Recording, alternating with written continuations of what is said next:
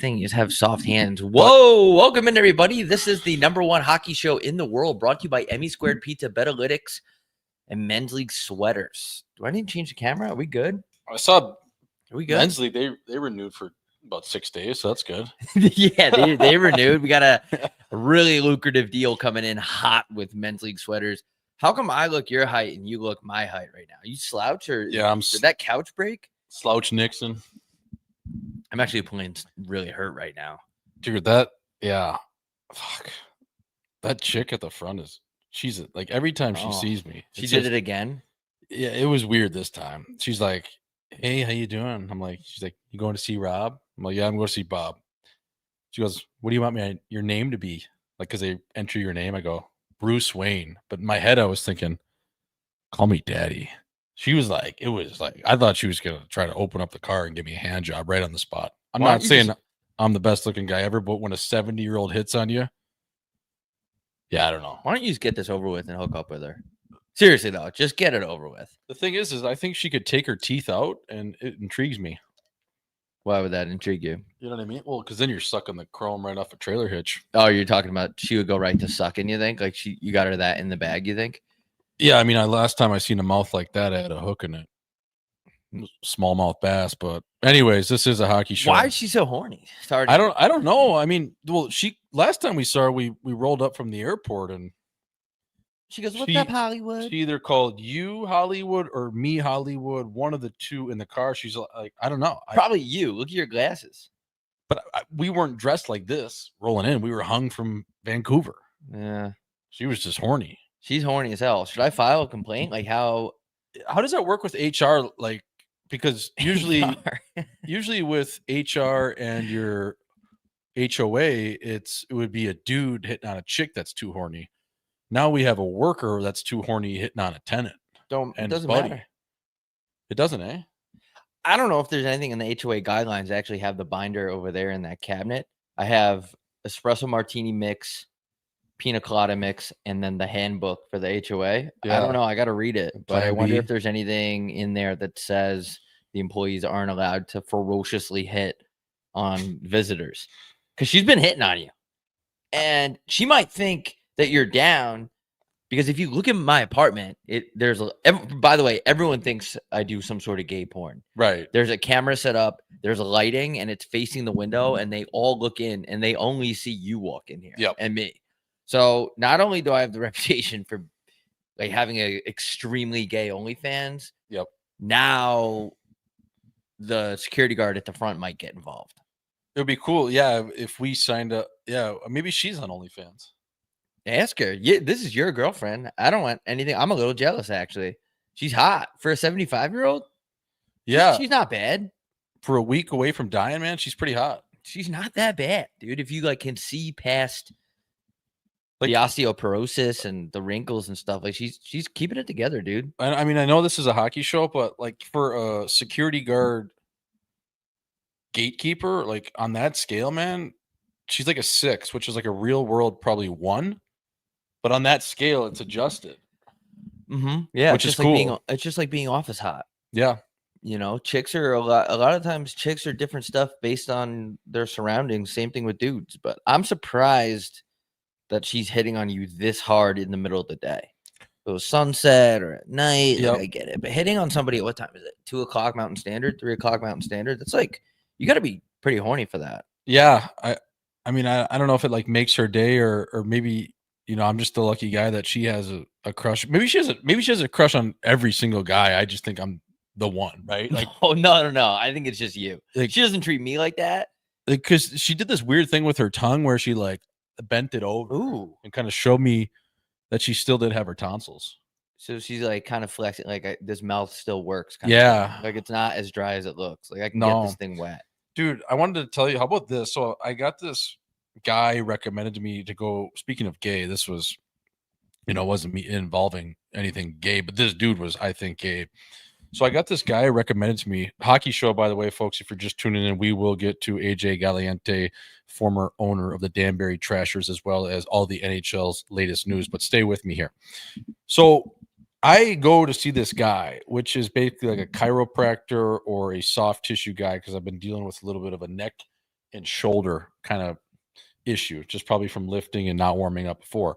So I go in to see this guy, and I go to his office. It's just outside of Old Town, and the person before, or actually the person that recommended me go see this guy, was like, he's a little different, but what he does is really good. Soft tissue release. He'll get that shoulder feeling good, but there are going to be different things that you might find odd. I'm like, all right, well, thanks for the heads up. Like now I'm kind of like, should I even go see this guy? So I go into this guy's office, and whatever, it was basically a glorified porter potty or closet size. So at that point, Bob, it was a little weird in its own right. So he comes in, he tells me, you got to take your shirt off because we're going to be working on your shoulder. I'm like, all right, that's cool. Keep your pants on, obviously. So he's talking in this one certain voice. He steps out of the room. I take my shirt off. He comes back. He starts talking in a gay voice. Like outside the door? No, like when he came back in to work on me. Oh, So he's he like, completely "Oh." went into character to the point of I think like he was trying out this new gay voice, and he probably does it to certain people that he maybe feels comfortable with, or just dudes, or all of his patients. But how do you go out of the room is what I'm asking you. Come back in with a new voice. Who is he talking to out there? No, I'm saying he stepped out of the room because I was taking my shirt off, got situated on the table, comes back on, I'm on the table. Now he's talking in a gay voice to me. So he code switched He to code gay switched. when your shirt was off. So he was man to man, shirt on. Well, it's still Norm- man to man, but it's normal. just gayer. Shirt off, then he's like, "Oh man, you want to Yeah. get ice cream?" So he went into a gay voice while he was working on me. And then when the appointment or the session was over, everything was fine. But then he snapped into his normal voice again. Okay.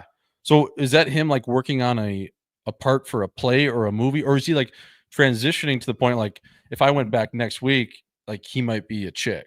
I think he's just gay, and you being shirtless brought out the gay. Because gay dudes can switch their voice like that, which is pretty dope. It's like being a Right. chameleon. So the thing is I talked to the lady that recommended me to go see this guy, and she's like, "Oh my God, he did that to you too." He did it again. So he does it to women and men. So I'm thinking like he's probably like in that transition phase, Bob, where like he's met with certain surgeons, and probably in his head he like gave himself like a hard cutoff of like, I'm gonna give myself like this 2-month buffer or period of transition, and I still have to work on my gay or woman voice, because it was, I'm telling you, man, it wasn't even an accent. It was it was like his nuts got chopped Yeah, off. but why are you saying that he's transitioning to being a tranny though? You're saying that he turned into the gay voice when your shirt was off. Right. So he probably felt the type of way that your shirt was off. But he's doing it with the chicks too. Is what I'm saying. He's Are trying their to. shirts on? Well, if they're working on a shoulder, I'm sure they're. I assume their shirts off. Maybe it's just like any sort of nudity for him brings out the flamboyant shit. Right, but why would you feel the need to go back and forth? Is what I'm saying. Is what I'm saying is when He probably can't help it. You don't think that to me, like how? Why would you be normal? Why wouldn't you just have the gay voice the whole time? I'm thinking like it's a transition phase where he's working that voice in, like he knows that he's got this certain amount of time to like practice that. Why don't you just ask him? Yeah, I should. Well, I'm Be never like, gonna dude, you weren't gay when I was in here. right. I take my shirt off because you're working on my shoulder. Now you're being gay, and that's a problem. Because you should just openly tell him like I have a serious issue with gay people, Yeah, I mean, even though you don't. I'm never gonna go see him again. You're not. No. It was that bad. Well, it's just what, It is like, dude. That's weird. I think the codes, dude, either be all in or all out. Be You gay. can't- be gay or don't be gay. I mean, everybody's gay once in a while. It's Hollywood. That's a staple. But if you're gay all the time, just be gay all the time. Yeah, don't code switch like that. Because Why do you walk out of the room, dude? I'm telling you, he had a low voice. like this? Well, not like that, but just Jordan, you're gonna take your shirt off. the same decibels that we operate at. Yeah. And then you come in and you start talking to like the guy that gives out the blowjob lessons in old school. Mm. That's a little weird. Like, suck it good, Stacy. Like, Oh my god, you're doing great. because when a dude has to talk in a high voice, like you have to get that jaw or chin out there, like the underbite. That's what he was doing. He's like, like fuck. But didn't the lady warn you about this guy? So is he like So maybe I think she knew the whole package going in.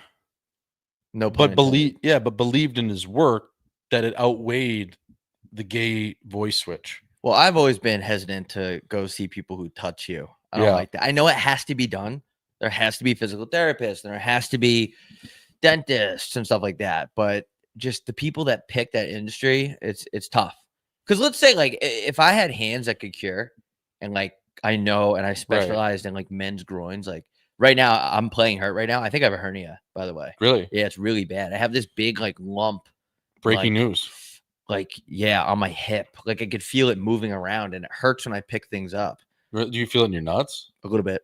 Yeah, on the right side. Yeah. When you sit down, does your nuts swell up? I mean, this is a hockey show. We don't need to get Yeah, this is a hockey show, but no, not swell up, but there's definitely like Yeah. something with my balls going on. Yeah. So anyway, like if I was a doctor and I was good at massaging men's groins, I still wouldn't do it because I don't want to do that. What I'm No. saying is it takes a type of person to actually pursue that line of work. You know what I'm Yep. saying? But also, did you wear that hat and those glasses? Because that could also made him feel like he had to go gay. Because when I wear my glasses, like gay dudes think I'm gay. Yeah, no, I went in there as straight as an arrow. Okay. Yeah, no tank top, no revealing skin, just Because Air Force Ones with some blood stains on them. Okay, definitely not gay. When I wear those glasses that I've been wearing since like November, Yeah. like people will think like something's up. Yeah, for sure. No, Yeah. I went in with like a Cincinnati Reds 5950 cocked to the left. Okay. Yep. Air Force Ones and some Dickies cargo. Oh, that doesn't get straighter. Right. Yeah, that's as straight as you can get. Yeah, man. I don't know. So was he good? No, I mean it was fine, but it's like I couldn't get into my normal dude that works on high level athletes. I'm not one of them, so that's why I went over to this guy, and I was just. You are a good athlete, though. You are a pretty good athlete. Yeah, but this guy's working on like current NFL players, yada yada yada. You just Mhm. ask him, right? He's one of those guys. But this guy, man, I was like, fuck. Switching the voices, eh? It's Bob. The reason why I said I think he's transitioning because that was my read. It was like it's his time and his safe haven spot to try out that new voice. Okay, I wasn't picking up on why you thought he was. Yeah, gonna be like a tranny. so. Do you mean like it's He's like testing it with his patients? Exactly. It's like Uber drivers that think they're comedians and they test their bits on Yes. you, which is annoying. They always suck. Yeah, that's weird, man. Maybe like maybe it's like Caitlyn Jenner, like all of his kids or her kids knew that he was a cross dresser, went full Mrs. Doubtfire for prior to like 10 years until he actually got the confidence or courage to come out. Like this is a hockey show, but there are levels of things hurdles you have to get over mentally to finally make that switch. There's levels of gay. Right. Unless you're D-Wade's kid who just chopped his dick off when he was like 10. Oh, dude, big mistake. Well, I don't know. What's that swingers bar up north on High Street? Living room? No. It's gayer than that. Um, It's like people literally do wife swaps. The place we went? We used to go there all the time, and then it turned like really. The place that they don't allow guys to wear hats in there, but Yes. but they wear, if you're black, you get to wear a hat. Like Yeah, because they're afraid to tell the black guys. What to is take that off their place hat. called? It's The Blue Martini. The Blue Martini. Yeah, Blue Martini. So why wouldn't a doctor like that go test his transition at a place like the Blue Martini? Why would you do it in the place of work? That's my thing. Like, don't put that on your patients. Yep. Because now you're trying to be relaxed. You're trying to get your shoulder healed. And the whole time you can't concentrate on your healing because you're trying to figure out if this guy's a dude or a chick or if he's going to try to make out with you. You're preaching to the choir. I just think it's his safe spot too. The Blue Martini, that was like one of our like first like real nights out we had. Like me and you like flooring it in like a smaller group. Yeah. That was that spot where that fucking chick wanted to bang me, but her sugar daddy had to watch. He was in the corner and she's like, that guy. And we're just like, wait. That guy that just took a Viagra and he's tugging his wrench in the corner through his jeans? Yeah. Here's the address. That was one of the first times we like got shit faced together. And it was one of the weirdest nights because that place used to never be like that. I went up to that place one time and I was like, damn, okay, like I can have fun here. The music's not too loud. The crowd's really happy. There's a lot of like horny chicks that are kind of like in their 30s and stuff. Like it's cool. And then all of a sudden, every dude was a chick and every chick was a dude, which is fine. I'm fully with the LBT community. But the problem is everyone was really aggressive. Yeah. Like that girl wanted to hook up with you and she point blank said, there's just one catch. And you're like, what? And she's like, that guy has to watch. And you're like, you're kidding. And she's like, no, I'm not kidding. I was so startled. Like somehow she finagled my number out of her after I told her 100 times, no, I'm not signing up for that. And to the point of she was asking me all night, like, when are you coming over? Like, we got out of there, we went right down to Old Town, I remember. And then the next day, she asked me, she's like, hey, like, sorry about that. Do you want to grab a coffee? I'm like, you just asked me to tee off on you in front of some 58-year-old at his house, and he has to watch, and if he has a safe word that calls it off, you have to stop. But yeah, let's meet at Starbucks the next day at noon. Yeah, I don't like that vibe better. Do you think we're gonna go get a dirty latte after you literally just tried to orchestrate some sort of porno? No. She wanted an old dude to watch you bang her, Yeah. which is like a lot of dudes. Well, because she's getting paid for it, right? Like, I mean, Yeah, everyone's where's got a my job cut? to do. Right. Like, How much would you do that for if you had like, or at like off the table? No like way. $60. You do that for $60? Yeah. Yeah. I mean, with this podcast right now, with the renewals we'll get in, yeah. Yeah. I mean, that buys us Appetizers. that buys us at least like one clip. It's funny when sponsors are like, yeah, can you guys give us like 15 posts, live show, product placement, 2 shout outs? Can you fucking do? And we're like, yeah, sure. How much? They're like, oh, I'll give you $400. Dude, what? Yeah. That's like the soup and salad at Cheesecake Factory. No, we're not promoting your tequila for that. No. It's ridiculous. Rather just be poor. Like, dude, what are you talking about? The deliverables you want for what you're giving us comes out to 3 cents a post. Buddy, we're the #1 hockey show in the world. Do you What are not know who we retarded? are? What are you fucking retarded, dude? We're going like the slap in the face that we get from some of these brands. It's like, dude, you're trying to go get your shoulder fixed. The guy's being gay. I have a hernia. And then we have some other guy asking for 45 posts on Twitter for $400. Yeah. It's so Dude, funny. dude, get fucked. Dude. That's what we should start saying. Because every time I write back in the email, I'm just like, oh, like at this time, like maybe somewhere down the road, we'll keep the door open. I'm like over that. I just want to be like, dude, get fucked. No. Like you have a business. We have a business.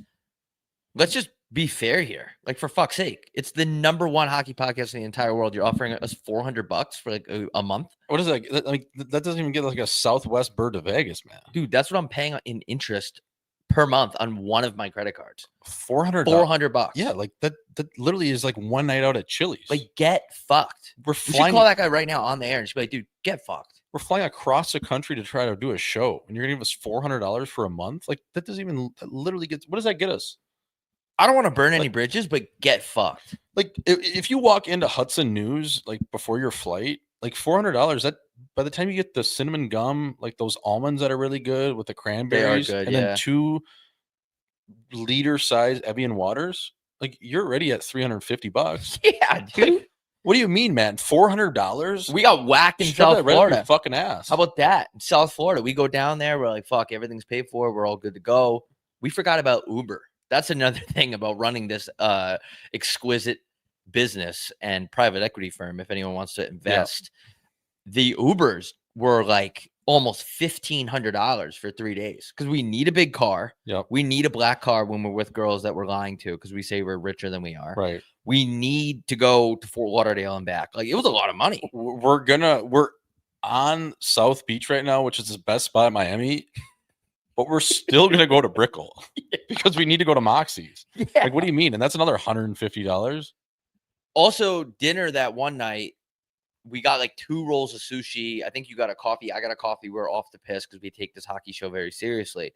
We can't afford to drink. Yeah, we can't. Well, not with sponsors offering us $400 for a month. Like, dude, what are you talking about? Respectfully, I'll say it again. Get fucked. But that dinner that we had, we barely had anything. It was like $675. Now, do we have to go to the best restaurant hotel on South Beach? We do. Yeah. Well, it's a headspace thing. Yeah.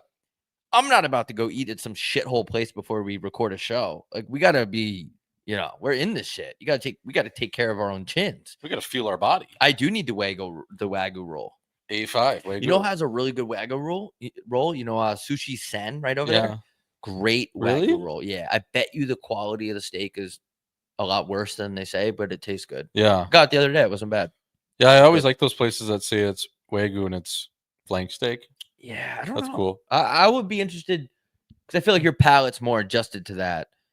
You've been around that kind of food longer than me. I would be curious to know what you think about that, dude. Do you see Bill Belichick? Yeah. Oh my god. And his skunk. Like, I know it's the power of the pussy, and people can say I'm a douchebag. They already do. You can say I'm, whatever. But I like to keep it raw and real, and so do you, Bob. That clip of Bill Belichick and his lady friend, Jordan Davis or whatever her name is, Jordan whatever, she's 24 years old. Mhm. She's on the sideline. She's at the 50-yard line during spring practice, like giving Bill either a whistle or some pointers. I mean, I know the box is good, Bill. I know it's the best you're going to get, especially at 72 years old. But at what point, man, like he's flirting with getting his man card taken away. Yeah. I don't care if she's got the best coochie you've ever seen. I know it's the best you're going to get, but I would rather trade in some for like a 45-year-old with a fake set, maybe divorced, other than dealing with some absolute whack job. Like she might be coaching the team here soon. I mean, older dudes like Bill Belichick who are 70, like that young coochie will do crazy things Right. to them. To let her on the field, first of all, this is a place of business. This is a football field. The players are the same age as her. Yeah, this off the field. Like if I'm a player, I'm probably entering the transfer portal. 100%. Don't bring your chick on the field. I don't care if you're Bill Belichick. I don't care who you are. Don't bring your chick on the field because I'm trying to learn how to do this halfback draw and I keep running the wrong way because I'm playing with a boner right now. Yes. Because her fit was awesome. Yeah. You see her fit? Yeah. I mean, she had the shit kickers on. She literally looked like she was dressed for a honky tonk in Nashville. How come Bill Belichick doesn't get shit for dating someone 50 years younger than him? I'm just curious. Like, I don't care. I'm not a hater, but how big of pussies are his whole staff for being yes men? Like, if you see that and you're Steve Belichick, you're his son, you're like, Dad, bro, get your chick off the field. Get your fucking bird off. This is fucking college football. We're trying to turn this program around. And you got what are you doing? And you know that's wrong. I think it's fucked up. Yeah, I think it's like weird. I don't think it's like fucked up, but I think it's like weird. Well, it's just, that's the power of the mitt, man. Why is she on the field? Because he can't say no to anything she wants to do. Really? You think Bill? How are you? Because she'll walk away. That's how insecure. I mean, you're 72 years old. You're going to be insecure. If you really want her to stay around, you are not saying no to anything she does. Man, there's got to be some weird shit going on there because, like, how good is she sucking it? That's what I'm saying. Like, he's like an alpha, and he's getting absolutely bitch boyed around. Maybe he's not an alpha, though. You never really know people. Yeah, that's true. Like, maybe Tom Brady's the alpha. Yeah. I don't know. Just the way those guys talk about Belichick, though, it's like completely exactly opposite of what's going on right now. Your love life should never segue into the field. They should never blend up like that. So let me play devil's advocate. What if he's so much of an alpha that he's like, I don't give a fuck. I'm taking my skunk on the field during practice because I'm Bill Belichick. Fuck you. But what would be the reasoning other than she wants to be out there and she wants the limelight? Why would he want her out there? He probably doesn't. Right. But she wants to be out there. So then it comes back to the power of the pussy. Yeah, I mean, it's powerful. I get why chicks don't give it up. Yeah. Some girls do. Some girls are big whores, but imagine he is a kid. With her? Oh my God. I can't even imagine. Like, why? Like, there's just no way when you're 70 something, you can clap cheeks like good enough to like satisfy a 24-year-old. Yeah, I don't know. I mean, obviously he's getting what he wants out of it, and she's getting her fair share of the pie, and if not more. But I just think, man, like what are you doing, dude? Like, you're Bill Belichick. Like, to me, like, you're losing a lot of your man card. You're just like what if you were, dating a legendary women's coach for basketball or something? Say the late Pat Summitt. She coached at Tennessee for all those years, and she's got Bob Gucci just on the hardwood during practice. Like, you're like 25 years old. Like, I would feel uncomfortable. Like, how weird is that? Like, yeah. You know what I mean? Like, you're probably trying to. Well, first of all, you're trying to probably bang some of those players if they're hot, right? Like, she's. I mean, I think about it. Right. And do you think she's thinking that? Like, this Jordan chick, Belichick? Like, is she thinking about maybe, for sure sliding in with some of these players? Definitely thinking about the players. She's a young chick. This is a hockey show. This is a hockey show. Get that fucking chat fired up. Yeah, it is a weird dynamic. It's weird to see. I thought the weirdest thing with Belichick is seeing him when he left her place that one time on the ring camera with no shirt on. Yeah. Like, dude, just put a shirt on at least. Like, you don't want to be caught down that bad. Like, I don't know, man. He must be eating it good. I don't really know. Yeah, I don't know. I just thought that was really weird. Like, I would love to hear his former players' reactions. I don't know, man. Just the whole thing. Just it almost seems like it's staged. Like, it doesn't even seem real. Like, I always wonder the dynamic with like a chick and a dude like that, like how kind of shameless it is. Yeah, I guess I'm not one to judge, but if you're Aaron, if you're a 24, how old is she? 23?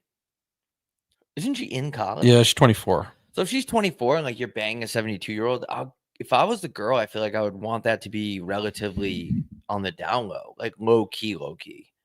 Yeah, like Nikki smokes. Like it's so low key, it's low key, and you're being low key about being low key. And if I'm Bill, same thing. Like if I'm But I think burying a 24-year-old from behind when I'm 64 or Right. 74, I would want that to be low key. But she wants it so high key that he took it higher key. But that's a thing about her though, because for her it's like a status thing. Like Right. Because she wants her Look at chin all this. over the mug. mhm. Like she's so like the way her clout and her like for her, like this is just like every day she just checks her Instagram and just sees her follower count go up. Like that's got to be like so refreshing for her. Like that's all she wants from us. Definitely. Yeah. You know, because she went from a New England, let's call it Z-lister, and now she's working up to probably an F-lister. Let me know when we need to bring AJ in here. Yeah, let's bring him on right now. I should told we- him right now we're gonna email it to him. All right. Yeah, I just We'll think get back to the Belichick. Yeah, news we'll in get a back to second. that in a minute. So it's so high key. Someone said she's got to be sucking it from the back. This is a hockey show. Welcome in to the hockey show. Hold on, I want to doc this email in front of everybody. Yep. Docs Rivers. We're gonna have AJ Galante on the program. We're gonna invite him in right freaking now.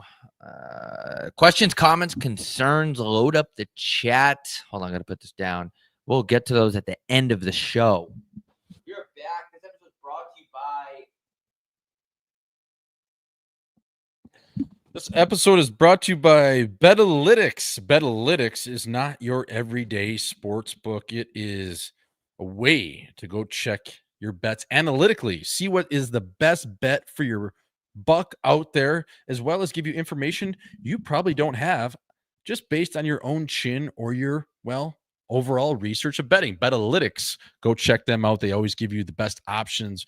What are today's plays in terms of either a parlay cafe, a prop bet, or maybe just taking it straight up. So Betalytics, we are always brought to you over here at Hockey Night in Scottsdale, as well as Emmy Squared Pizza. Emmy Squared Pizza, your neighborhood joint, to get a fucking nice Detroit-style pizza right on your goddamn lips. Head over to goldbelly.com if you need that juicy Detroit style and it's not available in your state. Well, good thing is Goldbelly. You can go order it. Promo code CHIN for 25% off. This is a fucking hockey show, by the way. So we're going to talk some hockey here with AJ Galante. goddamn fucking show. We are just getting him on now, the former Danbury Trasher legend. His pops grew up owning that team. So I'm going to talk to AJ. What's going on right now? I know he's training a bunch of fighters, Bob. He's a boxing coach, still loves hockey, keeps his chin tucked, that is for sure. So if Montreal wins tonight, they're in. Montreal wins, they're in. Wins, they're in. I actually want Montreal to get in. I hate the fans are very annoying on Twitter. Can't really like generalize the whole fan base based on the fucking retards on Twitter, but I really want to see them win. I like their team. Yeah. Obviously, some friends of the show on the team. I think it's a good, refreshing change of scenery. No Bruins, no Rangers, no Blackhawks, no San Jose Sharks. Hey, San Jose Sharks are 40 points out. If they can get it together here in the next 24 hours, yep. St. Louis loses a couple. If they can get in, if Man Jose played another season before playoffs started, man, they would have a pretty good chance of making it. Do you think that they can get enough points to get in if they played a whole other season, like an extra? Yeah, season? I want to say no. Yeah. I don't. They're bad. I mean, they're not as bad as. I can't believe how bad the Bruins are. I mean, I can, but yeah, seeing them that low in the standings on the ESPN app, it's a weird sight. It's definitely weird.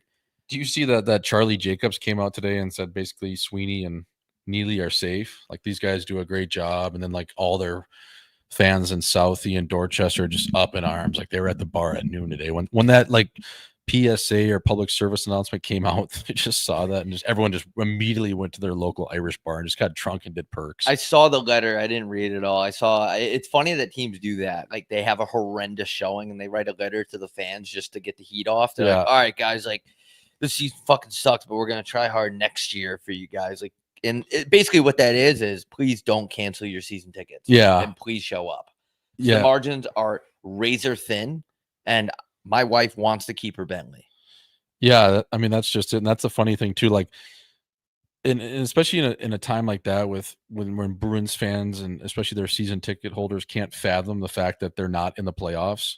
Like, it's hilarious too what they'll do. Like, next year, like, for their season ticket package, it'll be all beefed up. It'll come with like a game issued puck signed by Patrice Bergeron and Sean Thornton, like these local legends. Like, they always just do these little like kiss ass things that mean nothing, but the people are like, wow, they actually care about me. You got her though, because in Boston, the fans will fucking cut your head off. Yeah, like that's the culture. Yeah, but honestly, that letter should have just been like, look, we shit the bed.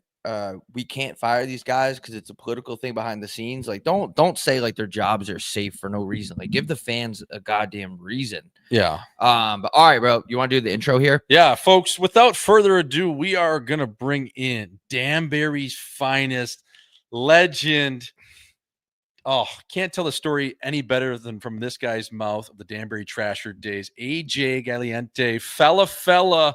How we doing, brother? Thanks for coming on. Jay Swish, Bobby Gucci over here at Hockey Night in Scottsdale. What's up, big dog? How you doing? Gentlemen, how's it going? Thanks for having me, man. Appreciate it. Yeah, man. We appreciate you popping on a Hockey Night in Scottsdale. Just a couple assholes over here in Scottsdale. But where are you at now, bro? Are you in Connecticut? What you saying? Yeah, I'm still in Danbury. Born and raised Danbury. It's like an hour north of New York City. So I just been here my whole life, and all the family's here. So still kicking over here for sure.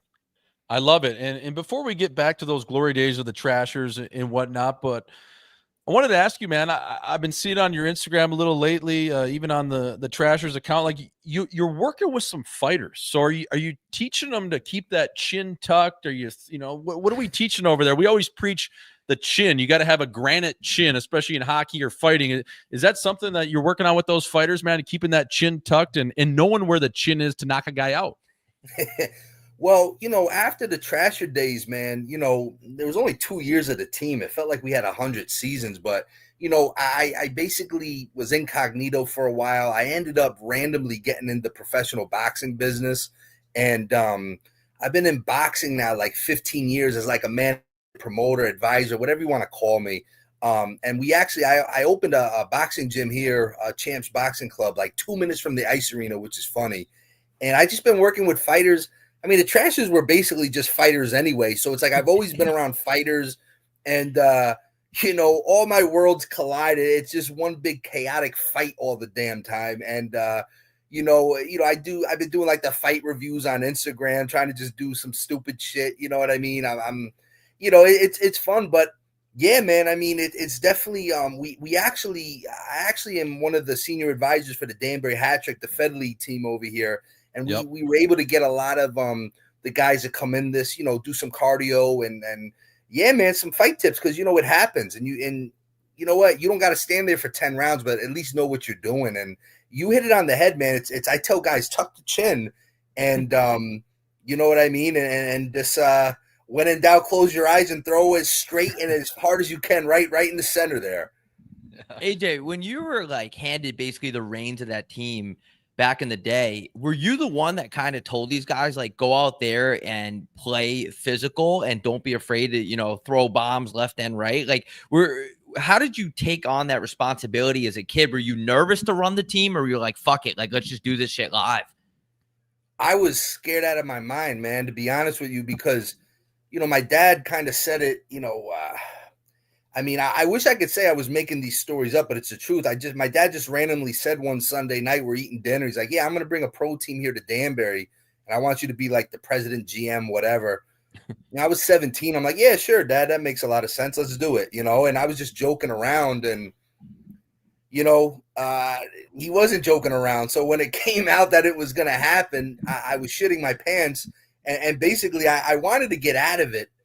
But I gave him my word, and I wouldn't be able to live by myself if I didn't. So it was crazy, man. But to be honest with you, I'm a huge wrestling fan to this day. I'm a huge pro wrestling fan, and growing up, that was my first love, was wrestling. And what I loved about wrestling was the bad guys, right? I always loved the bad wrestlers. Mm-hmm. And I said, and it wasn't just me; it was me, my dad. We said, look, let's put together and market the first ever. I mean, there's been other. I mean, let's face it. There's a lot of tough teams back in the day, tough guys, but people brand them tough. We were going to brand ourselves. We said, look, let's put together the first ever heel bad team. You know what I mean? And I knew I was going to get a lot of shit for being so young and handed a team. I knew I was going to get it. So I'm like, you know what? Let me just have fun with this. I'm going to get shit regardless. So I might as well have fun with it.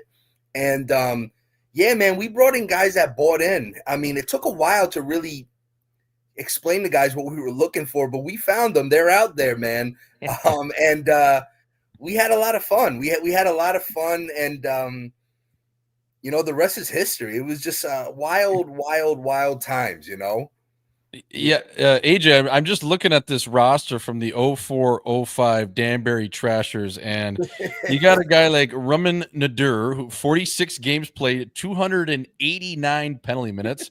Mario LaRoche, 68 games, 271. But the one that sticks out for me is this man named Brad Wingfield.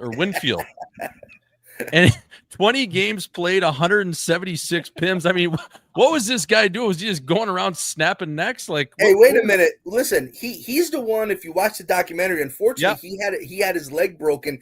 If you look at his goals, that he always makes sure I make a point of this. If you look at his points, he was putting up video game numbers. Okay, and I'm telling you right now, for an enforcer, he had one of the best snapshots I ever saw in my life. That guy could play, and yeah. If he played a full season, I mean, look, I'm sure he was going to get suspended at some point. But if you kind of take into account, if he was going to play 50, 60 games, he was going for the all-time penalty minute record in a season, and he was trying to get 30, 40 points. He was an absolute madman. He was it was crazy, man. I mean, we had a lot of interesting characters, man, and we like I have everything I do in life, we just overdid it, you know what I mean? And but hey, you know what? You got to have fun with it too, man. He was intentionally trying to run up the PIMs, like intentionally. Well, listen, back in those days, honestly, I mean, you guys, even if you were involved or weren't, like there were willing combatants. Guys were fighting a lot. They were fighting for their jobs.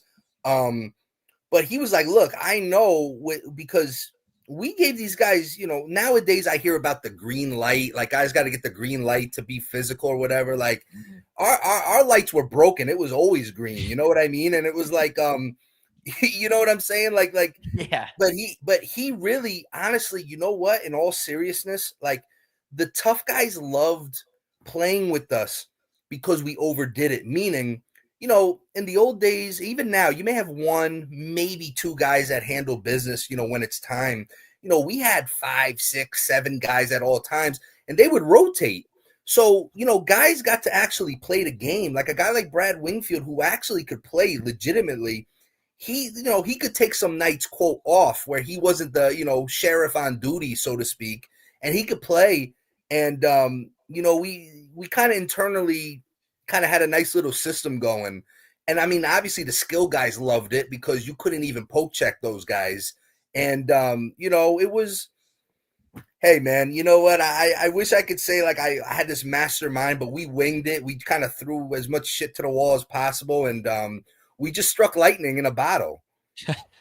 I think your best signing though that you had even with all those legends on that team. I mean, you guys got Mike Rupp, fresh off a Stanley Cup, to come play for in Danbury. Like that is unbelievable. So what were contract negotiations like with Rupp? Like, hey, like we got guys to protect you here. We'll pay you a decent salary. Come in, see how you like it. Were you paying him like game to game, or did he sign like a 1-month professional tryout, or was it through the whole year? Like, how did you get in contact with Rupper? I'll be very honest with you. I'd love to take credit for that, but I can't. So I'm a huge New Jersey Devil fan. I grew up as a Devils fan, and I was actually at Game 7 when in 03 when the Devils won the Cup against the Ducks, and Mike Rupp actually had the game-winning goal. He was real young. If he wasn't a rookie, he was at the most a second-year guy. And I was a huge New Jersey Devil fan, man, and still to this day. And 04 was obviously that big lockout. And we were talking to a lot of guys, man. Donald Brashear, I tried to get him. So basically, I wanted to go straight video game mode. We were in talks with Georges Larac, Donald Brashear, which honestly would have been the biggest waste of money because nobody would have played us at that point. But it would have been funny just to get a picture of all those guys like on a line. But Mike Rupp, I mean, I'm being very serious. I don't know. I just remember being at college. I was a freshman in college that year, and my dad, I was talking to him. He's like, "Hey, you heard of this Mike?" And my dad is not a huge, I mean, he knows about hockey, but he didn't know like players like that. He was the closing pitcher, man. However he closed the deal with these guys, I don't know. I never dealt with the money, but he's like, "Hey, you heard about this kid, Mike Rupp?" And I'm like, "Yeah, Dad. We were at Game 7. He won the cup for us, basically." And he's like, "Yeah, he might be coming." I was like, "Oh man, that would be crazy." And I just remember I picked him up from Westchester Airport in New York, and that's a whole nother story. To this day, he thought he was being pranked because he was assuming he was like going to get picked up, in a limo or something like that. And at the time, I was driving an Escalade with 24-inch rims, and I was probably wearing like a 3XL basketball jersey, which what it was at the time. It was bad. Straight out of Champ Sports. Yeah, and I remember him looking at me. I'm like, "Hey, Mike Rupp, hey man, I'm taking you to the game." And he was so confused, man. We laugh about it to this day. And yeah, he came to one of our games. He talked to my dad, and next thing you know, he was playing the next week. And yeah, man, he was a force for us. And then there was a little hope for the NHL to have at least a second half of the year. It didn't happen. He stayed with us. He was with us in the playoffs, and I mean, he was humble, great dude, man. But yeah, he was a lot of fun, and then to see him go on and do big things later on, it was an honor to deal with him. Yeah, and I love in the documentary you illustrate it very well, where you talk about having to bring in a big name that season, and you needed someone to be kind of the face, but someone that all of hockey fans would know, especially your first year in Danbury, and you go out and grab Brent Gretzky. So you were telling everyone, yeah, we got Gretzky. We signed him, baby. That story is so good in the documentary because not only just a genius business move, Brett Gretzky, a solid player in the minor leagues in his own right. Oh man, I mean, so basically, after like the team was announced and all the adrenaline like wore off that we were doing this, it was like, oh shit, we actually got to put a team together. And it was very hard at first, man, because no one really took us serious. Not many guys right away wanted to play with a 17-year-old GM that says we're going to be the baddest team on earth. And like, it took a lot to kind of prove myself. But honestly, man, that was another one. I remember my dad was talking with somebody. He's like, "Hey, this Wayne Gretzky's brother, he's in our league." And I think the year before he was playing in Port Huron, I want to say. And I guess he was available. And my dad's like, "I think we should grab him. I mean, think about that." And I'm like, "Yeah, that's the move." And this is 2004, so you got to remember there was no real social media, there wasn't leaks, you know what I mean? And we just kind of, when we said we were going to announce some of our first players, we said, "Hey, Gretzky's going to be in the building," you know what I mean? And and people were like, "What?" And I'm like, "Yeah, Gretzky's going to be there. You better be at the press conference. Gretzky's going to be there. Gretzky's going to be there." I didn't lie. Gretzky was there. It just it was Brent. And I got to tell you, man, so many people love that story and we joke about it, but you hit it on the head, man. For the league we were in, he was a really good player. I mean, he was kind of older at the time when we got him, but hey, it's marketing. It was good name recognition, and he was a good leader for us before he got hurt towards the end of the year. I mean, he was putting up some numbers. So, and I remember the night before our first game in 2004, I remember we went out to dinner. Wayne and Brent's father and mother came down, and it was cool to meet him. And he's a legendary figure, and it was cool to have dinner with him and basically Wayne and Brent's parents. So real good people. What was the the energy in the locker room? Were the boys tight? Were they scrapping each other in practice? Was there a lot of competition? Like, what was it, a brotherhood? Like, what would you say it was like? Man, it was look, you're never going to have a perfect locker room. I mean, we had in 2 seasons a couple minor things here or there, but honestly, man, it was because we knew we kind of, no matter how good a guy was, we weren't going to bring him in unless he kind of bought into the vision, the culture, and we were definitely different. That's for sure. We weren't your normal franchise, I guess, in a lot of different respects, but we had a good. Before the first game, I know there was a lot of little nervous energy before the opening night, because it was franchise's first game, and there was a lot of expectations, and I didn't make it easy for the guys. I was really pumping things up, and but we got it done, man. And but we had, honest to God, such a great group of guys those 2 seasons, and I wish it could have went longer, but it was great to experience it with them. Yeah, for sure. So what, AJ, I wanted to ask you, like, you mentioned at the start of the interview, just with the hat tricks in Danbury now, like, what's your involvement with the team now? Do you help bring in players? Are you in a managerial role? Are you kind of just like a consultant? Take me through that right now with, working with the Federal League team, because that league in its own right is a circus show. It's different, man. That's for Yeah. sure. So, I mean, honestly, when we lost the franchise in 06 after our second season, I'll be honest with you. I know I've said it a million times. It was like, it hurt so much to like lose the team, because it meant so much to me, even in just 2 seasons. It was like my baby in a way, our baby. And I felt like, it was just a lot of tough. I stopped watching hockey altogether. It was like a bad breakup. I didn't want to see it. I stopped watching the Devils, the NHL, nothing. And then when Netflix started sniffing around, wanting to do something, I kind of started watching, and I fell in love with the sport again, man. And, as far as the hat tricks go, they came into existence. Well, let me backtrack a little. When we lost the team, the good thing is we proved that there was a market in Danbury. The fans are crazy out here. They love the hockey. So even in 2 years, we were able to show proof of concept that a team, no matter what league, can come in and Danbury will support it. There was a couple teams that came in and, they tried their best, God bless them, but it never really could sustain, with the leagues they were in. But, then I got word in like 2018 or 19 that the Danbury Hat Tricks were coming, and I met the owner. They were such good people, and they're doing it the right way, and really good organization. And I would watch as a fan here and there, and then after last season ended, I kind of got approach to get back involved with hockey, which I never thought I would, kind of as like they call me senior advisor, but honestly, man, whatever they need me to do, I work kind of hand in hand with the GM, who's the head coach as well. And we work on players, bringing guys in. They kind of brought me late into the off season.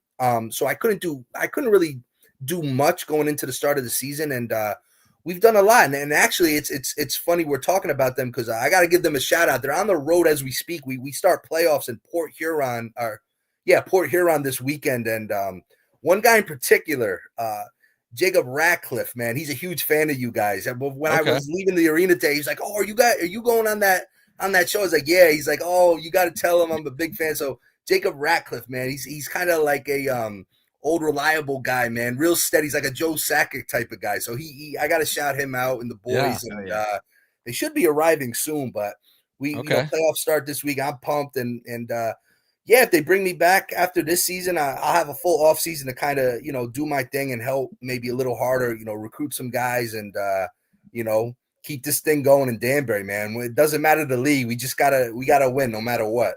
Do they still have that make and model of some throwback Trashers players on that roster in the Federal League? Is there any guys with, I like to call them criminals on skates, where they'll go out there and start a melee or a dust up, or a guy that can, throw both ways with a left and a right? Is there any of those old school players on the current hat tricks, or is it more of a skill game now, AJ?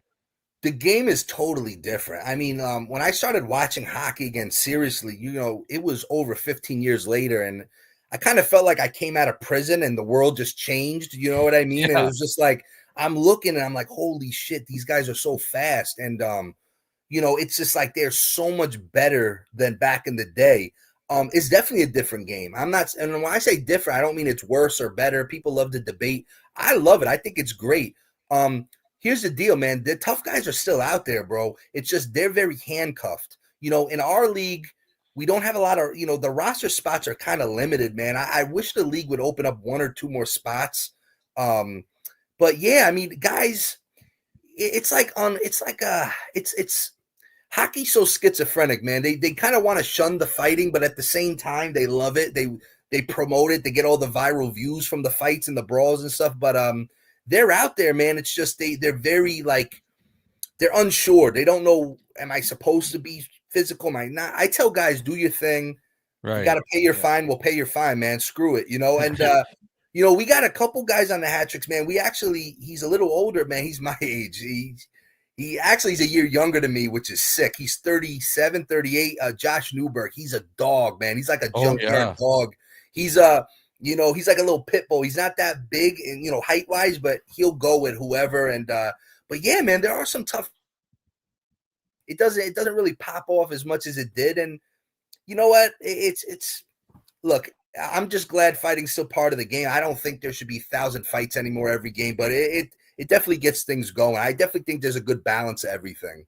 Yeah, it definitely polices the game. We talk about it all the time because the thing is, like with hockey, what got me into it was teams like the Devils, teams like Colorado, like back in those late 90s, early 2000s, like how physical the Flyers, like there were some true maniacs out there, but that was a part of hockey. It's a dangerous sport, and that's what lured me to it. At least I was like, fuck, dude, I want to get out there and try this shit.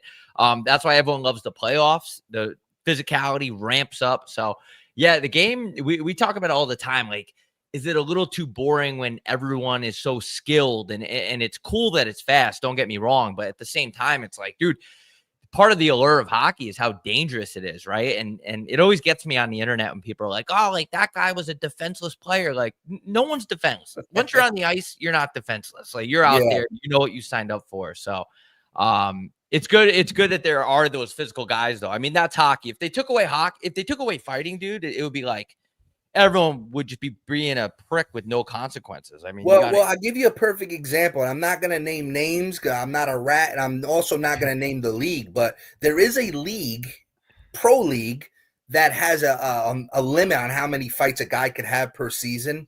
And if once you exceed that, you get suspended for every fight after. So these guys are very conscious of where they're at, and they can't exceed their max fights. And I'll be honest with you. I talked to an individual who said, look, I had to cross-check someone in the face the other day because I'm at 10 fights already. And he ran our goalie. And if I fight him, not only am I getting fined, I don't know how much, okay, I'm going to get suspended. So I did something. I cross-checked them in the face. So you're right. It's very strange, man. You know what I mean? Because it's like it does have a place, and I know it seems barbaric to some people, especially like new age people. But listen, man, hockey players are the best athletes. You guys are going 1,000 miles an hour on the ice. It's like being on a highway at all times. There's going to be fender benders. There's going to be road rage. I mean, shit happens. But like I said, I also think this day and age, like if there was a fight every period, I think people might get bored of that too. People's attention spans are different now. But yeah, man, I just think there's a lot of heart. And when I say tough, I don't mean just fighting. I mean, throw the body sometimes, Yes. Our team, this year in Danbury, I mean, we were unwatchable in the beginning of the year. We were just lethargic. We weren't throwing the body. I'm like, guys, you don't have to fight. Just forecheck, throw a body shot. You know what I mean? Something. So there's a lot of ways to be tough without, dropping the gloves. It's just be physical, be hard nosed. Yeah, I had an old coach that always used to tell me in pro, AJ, he'd always say, fuck, fight, or hold the light. Like, you got to do something. Like, you got to score, you got to hit, you got to contribute in a way to make this brand of what we're trying to sell out here exciting for the fans, and it helps us win. I wanted to ask you, just in terms of an exciting brand of a player, and he's one of my favorite minor league guys of all time, is Daniel, I call him Daniel Diamond Paws Amsbury. And he's a guy that played in Danbury for the Hat Tricks, actually won a Federal League Cup, I believe, in 2023. So is there a chance of maybe a reunion there? I know he's playing right now in the easy come, hard to leave East Coast League in Kansas City, but man, I'm just looking at his year in 2022-23 with Danbury. 29 games played, 1 goal, 8 assists, and good for 298 penalty minutes. So is that a guy we could bring back as a senior advisor? Could you get him back in the building? Yeah. Hey, listen, me and Diamond Hands' story goes back a few years ago. when I started, I was part of starting like a hockey fight league called Ice Wars back in 2022, which we actually are reviving and bringing back in June, which I got to send you guys some merch and stuff. But I discovered Diamond Hands through that. He reached out to me. I got to be in this. I got to do it. And he had been out of the game for 10 years. He played in the old CHL. He played he played a couple of years pro. Then he retired. He won a championship in our hockey fight league. And, I wasn't involved with the Hat Tricks business wise that summer, but I'm very close with them. They're like, AJ, we need a tough guy. And I'm like, listen, this kid Diamond Hands, you got to do whatever it takes. Bring him here. He's a trasher. You bring him in here, he's going to change the whole culture here. And he came. And me and him, he's like, like I said, he's like a brother to me. And I was just talking to him before, and man, he was, they love him. You know what I mean? And I try to tell people all the time that there's no coincidence that team wins a championship with a guy like him on the ice, because a lot of these guys' value is just the threat of them being there. Even on the 100%. bench, like just the threat of it. I tell people, if you live in a bad neighborhood, would you rather have a security system or not? You know what I mean? You could get robbed either way, but if you have the security system, it might keep certain things from happening. So, he's the best, man. And it's funny how his career has gone, because last year he was part of the team. They brought him back. Not the season I've been involved in, but last season. And he got suspended indefinitely by the Federal League halfway through the season. That's very controversial. Then he gets picked up by Fort Wayne. He goes to the Coast, which no one ever thought he'd be in the Coast. I'm so happy for him.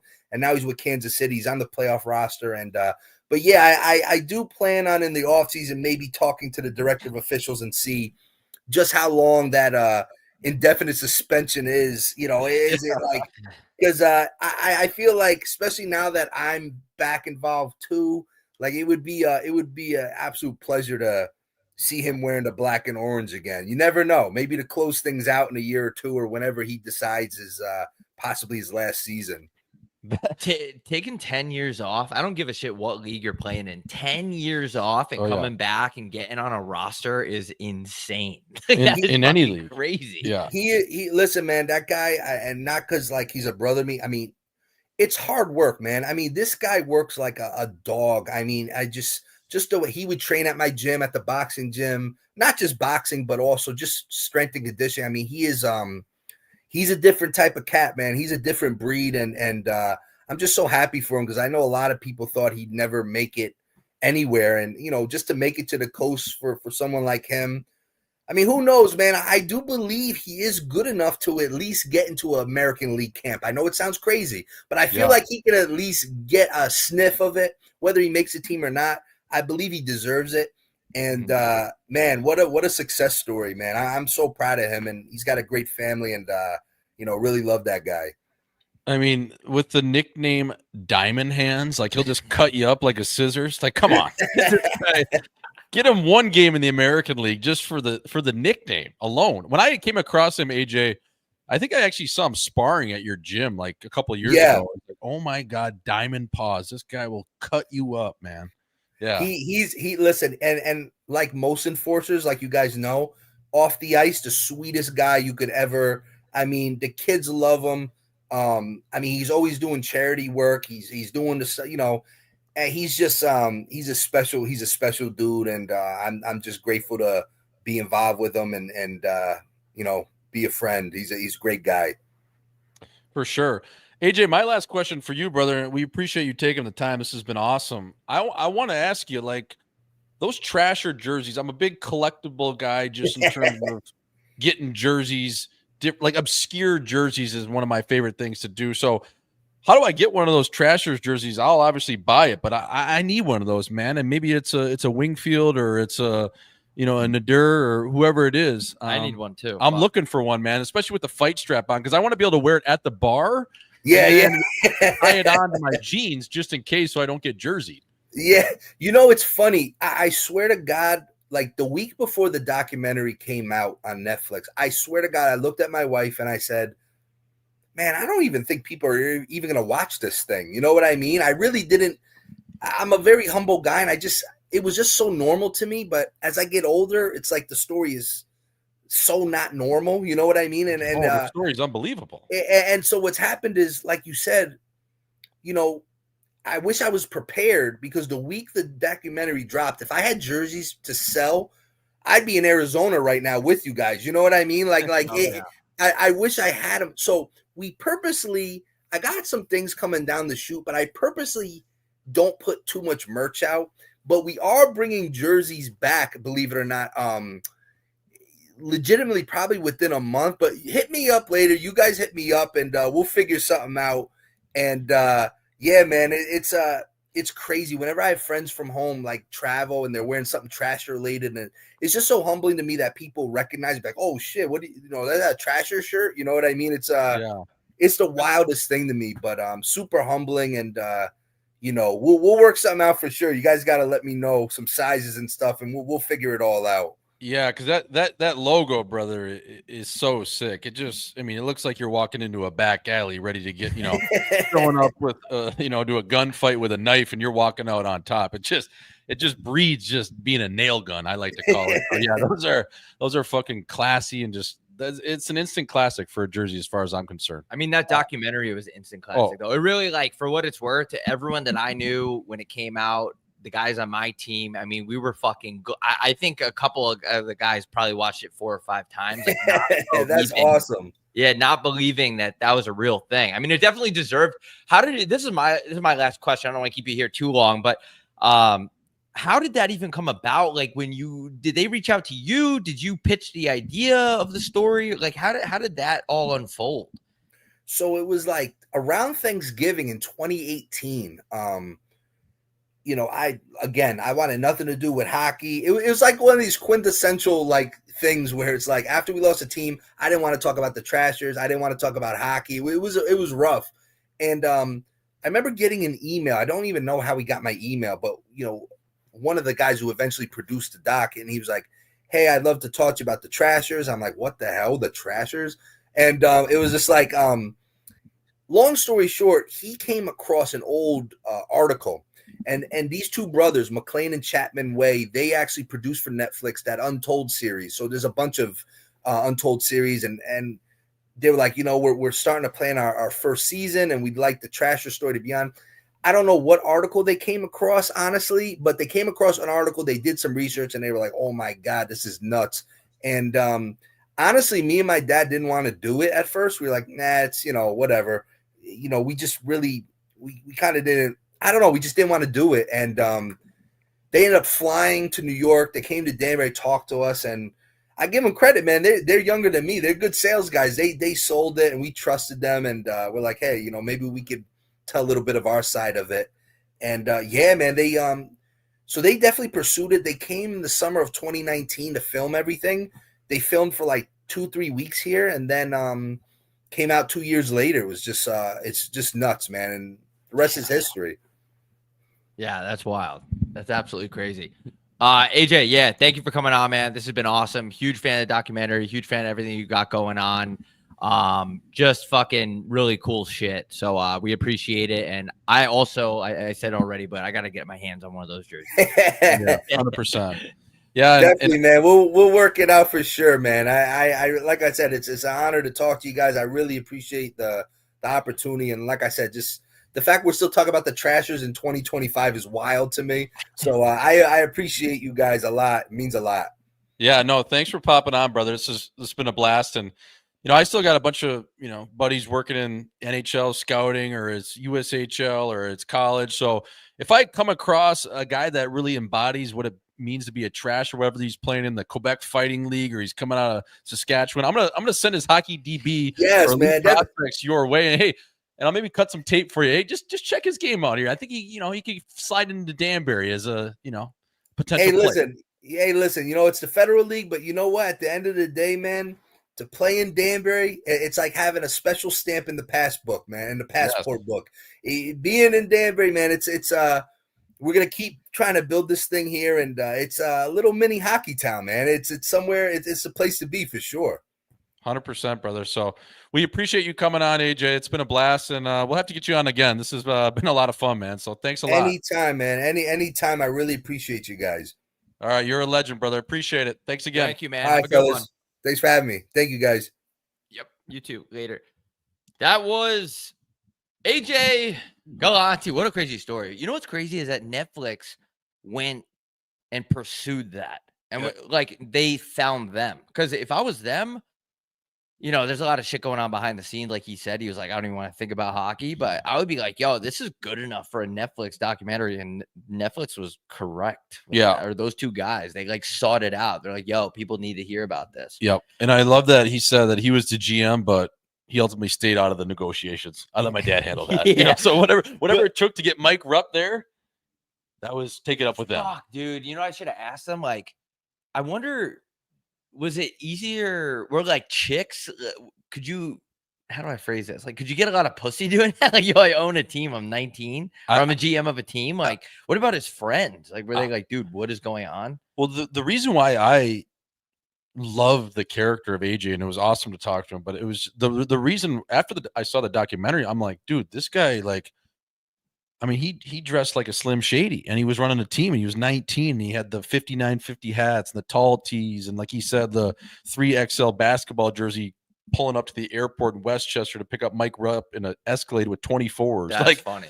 Like he was a real life gangster, man. And but he's also real. Yes, you know? Like, that's what I'm saying. A real life, real OG, and that's why even just I could listen to him talk all day. Yeah. Like his voice and just his persona, charisma, and I can't imagine just getting a team handed to you when you're 19 years old and you don't really know anything about hockey. Yeah, like, it's not even like a fan. And also to have the wherewithal to be like, yo, we're just going to put a bunch of nail guns on this team, go out there and fuck shit up. That's probably the best route he could have taken, though.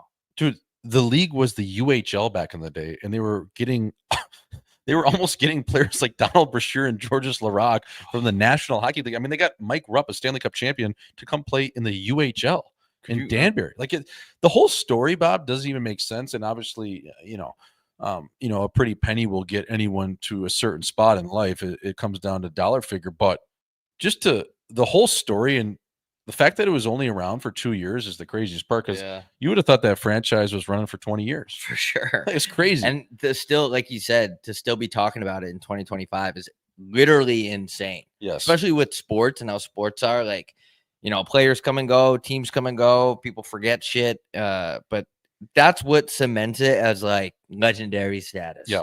It's like Gordon Bombay, Trashers, Tyler Ennis. Like there's only a few people that can have that legendary status. Yeah, I would say from like even non-fictional and fictional characters of the game of hockey, it's like Slapshot, Miracle on Ice, Mighty Ducks, Danbury Trashers. Like it's pretty cemented in there, man. And like, just goes to show you, like one day we'll probably have our own documentary too. I fucking hope so. I mean, after grinding the pod on a couch with pillows that have tassels on it, for fuck's sake. We're gonna open up the chat. Questions, comments, concerns real quick. We're about an hour and 8 minutes into this thing. Guys, we always post a schedule. Well, we're starting to post a schedule beginning of every week when we're going to be live, what videos we got coming out. We got interview with Coach Powers coming out Friday. We got a hockey video of us just fucking around on the ice. That's coming out probably early next week. Hockey Night in Scottsdale.shop. The Chin beige hats are out now. If you ordered within the last week or week and a half, you should be getting those shipped to you soon. What else am I missing? Yeah, we got the new hat out, as the Chin hat, as well as our This Is a Hockey Show shirt. Those are moving at a decent clip. So go get your new merch out. Go check out Hockey Night in Scottsdale.shop. And we're really trying to just emphasize this Chin movement. Like there's a ton of people reaching out. They want the Chin hats. They're buying the Chin hats, but it's you guys that really makes a difference. And it's you guys wearing it out there that really brings back attention to Hockey Night in Scottsdale and what it means to be in this community and culture that we're building, because it's not just a show, it's a brand and it's a lifestyle, most importantly. So go check those out. This Is a Hockey Show. That shirt's pretty cool. We teamed up with some of our buddies to kind of throw a cool little graphic.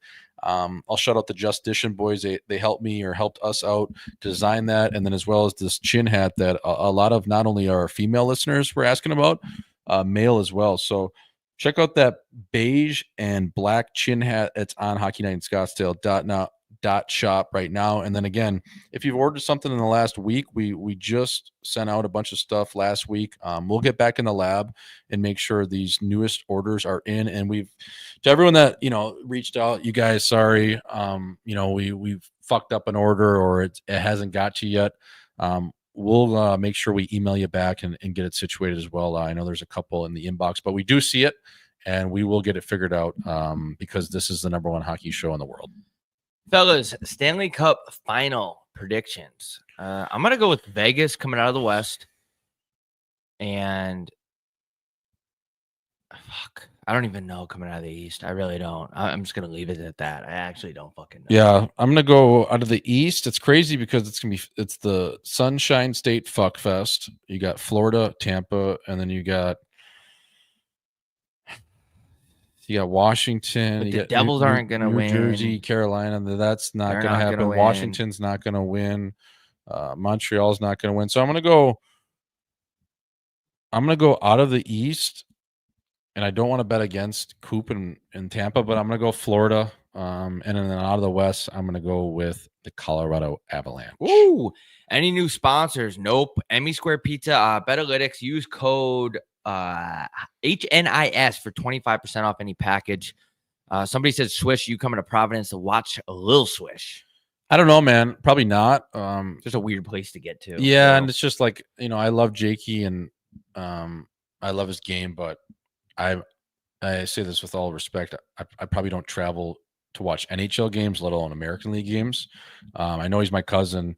I will support him. I'll watch him on AHL TV if he gets into some of these playoff games. But the Bruins sent down like 7 guys, so hopefully he'll get to play. He's been playing really well, but it's just a weird time where when you leave college and you step into an AHL, an American League season, and you try to find your way. A lot of the times those coaches just play the guys that have been there all year, and rightfully so, right? So they're going to be stepping into the playoffs here soon, within the next week, and then I'm hoping he plays, but they got a good team there in Providence. But I probably won't make it there just because it's like a hop, skip, and a jump, and we got a lot of shit we got to do here at Hockey Night in Scott. So we're trying to actually make money. I know we're the first ever non-for-profit hockey podcast, but we're trying to turn this charity case into a multi-billion-dollar well-oiled machine. If you're not subscribed to the channel too, please hit subscribe. Also, audio listeners, if you rate the podcast, that helps us out a lot. Just rate it.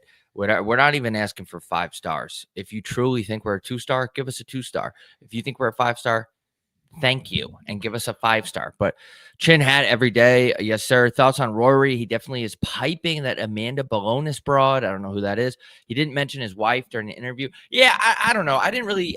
Somebody was commenting that Rory hugged the other guy.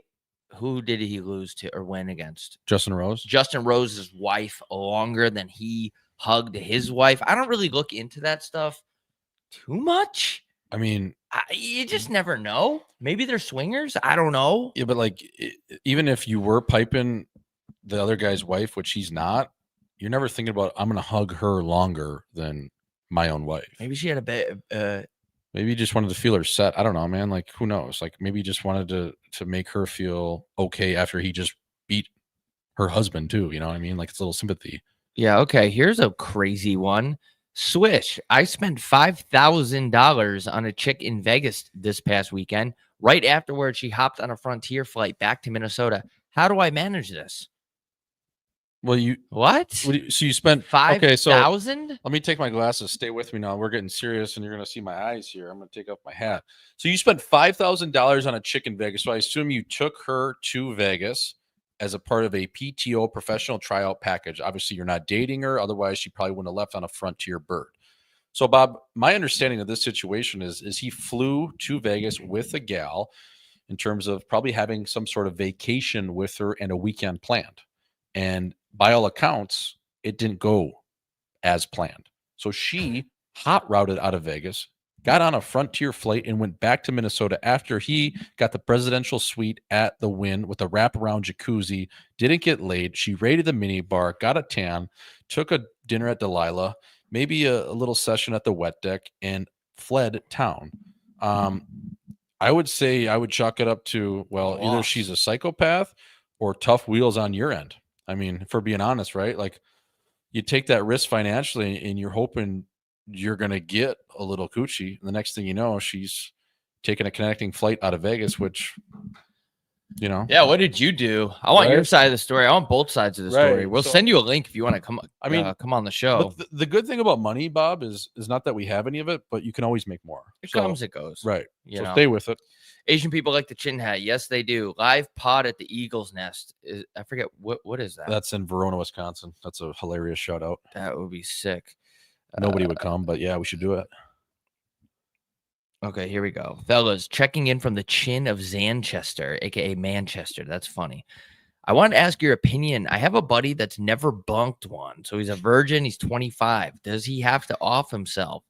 I mean, no, not written. No. But just maybe there's, I don't know. Like maybe there's something going on with him. I don't know.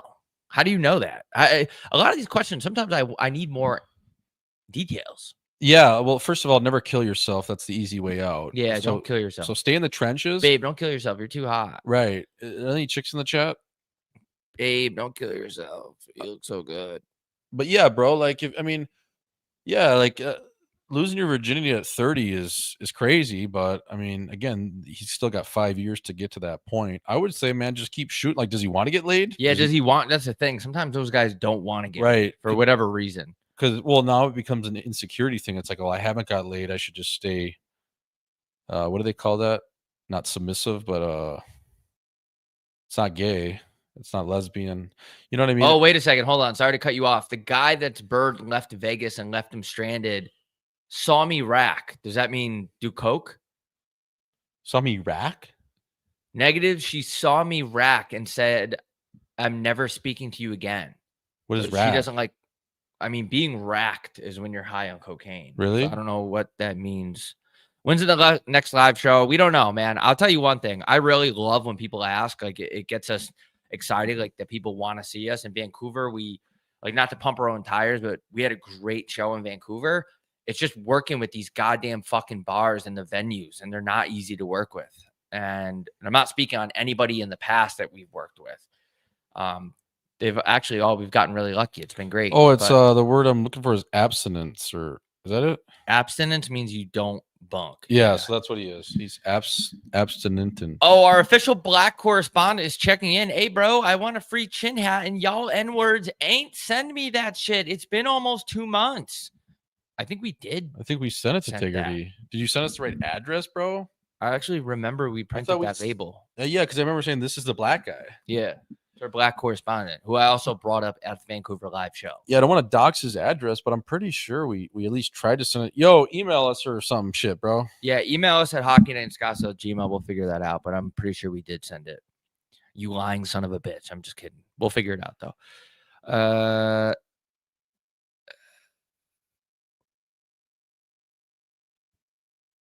Long story, fellas, need the floor. Maybe we'll have you on next show because we're at 1 hour and 18 minutes and my laptop is about to croak. We'll do a call in. Want to do a call in segment next show? Just at the end or something? Yeah, we'll do that. Yeah. We're gonna release Powers on Friday, Yeah. and then we're gonna do a stream this weekend for the playoffs. Yeah. We'll do a stream for the playoffs. We'll be on here. This guy said he set up a date with an OnlyFans broad. Pretty sure she's bunked 100 plus. Sometimes OnlyFans chicks aren't all whores, believe it or not. Yeah, man. I mean, listen, we're not all perfect out there, and if you fully know what you're getting yourself into with an OnlyFans, she's gonna be in the triple digits, but again, she's gonna give you compete you can only find with that type of body of work. So she's a veteran. Yeah. All right, guys. Thank you for joining. Every time we do a show, we do a giveaway, except when it's integrity, and we absolutely rinse them and we say we're going to send them shit and we didn't. I don't know. We'll clear that up. But every time we do a show, we do one weekly giveaway now because we're broke. We check the comments. We pick somebody to win. Out of all the streams of the week, we pick somebody and we send them shit. So this week, the topics, when we end the stream, go to the YouTube channel, subscribe, like the video, and comment. This week's topic is, we should just have something easy like that. There's Stanley Cup. No, I would say comment who you want to see on Hockey Night in Scottsdale. Oh, okay. Yep. So who is the dream White Buffalo guest you would want to see on Hockey Night in Scottsdale? Because we do have that reach. we can get pretty much anyone besides P. Diddy. I did reach out to the local correctional facility. They said he can maybe come on maybe next week. But other than that, like, who would you love to see realistically on Hockey Night in Scottsdale? Comment on the YouTube after we drop this. And lastly, I just want to give a shout out to Keegan Ford. Keegan Ford is a kid that played with my brother growing up. He played at Michigan Tech, Bob. He was built like a fire hydrant. He was a nail gun, little defenseman, but he's now in the Army. And he sent me this picture the other day of him. Shout out to our troops. Him and the boys said his chins were tucked landing this helicopter in one of their missions. So Jesus. All the boys that he's stationed with right now, somewhere in South Carolina, they love the show. They love Hockey Night in Scottsdale. So going to send them a couple of Hockey Night in Scottsdale chin hats because we love our boys not only in blue, but the boys in camo. So yeah, we love that. We love the Army. They're the reason why we can sit around and do this shit. Otherwise, Kim Jong and Putin and Zelensky, they'd be bombing our shit and taking our shit, but they can't because of nail guns like that. So God bless our fucking troops. Right. And God bless America. Yep. So once this drops, comment who you want to see on the show, and then we will go from there, pick a winner for a chin hat. Again, Hockey Night in Scottsdale, hockeynightinscottsdale.shop for all our latest merch. Go check that out. Friday, Greg Powers at Center Ice at the iconic Mullet Arena. Be ready for that. That's going to be a great little sit down. We had about an hour with Greg Powers. So Hockey Night in Scottsdale, seriously, go send this just spam send this. We're trying to get some sponsors over here. So we need our views up. We're begging for sponsors. So if you like us enough to just like send it in a family group chat, man, who gives a shit? Send it to your buddies, send it to your girl, tell your girlfriend to send it to all of her sorority sister, whoever it is, man. Like, even if it's like, just like, say like the girl you broke up with, just send this video and be like, babe, just watch. Can you do me one favor? Like, I know you hate me right now, but can you just watch this episode? I thought it was really good. And let me know what you think, and then comment on it. So that's all I got for you guys. Share the goddamn pod. That's gonna also, like, a lot of people are always like, when are you guys going on this? When are you guys doing this? Bro, you got to ask them. Like, if you want to see us on shows, tag them. Ask them. Ask their chins. If you want Netflix to sign us to $100 million contracts each, tell Netflix. Yep. Tweet at them. Text them. Yep. Sext them. Sex for sure. Greg Powers Friday. We have our basketball footage coming out shortly as well.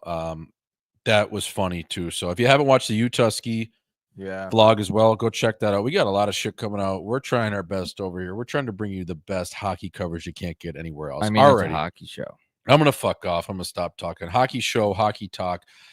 93.1 Bob Gucci.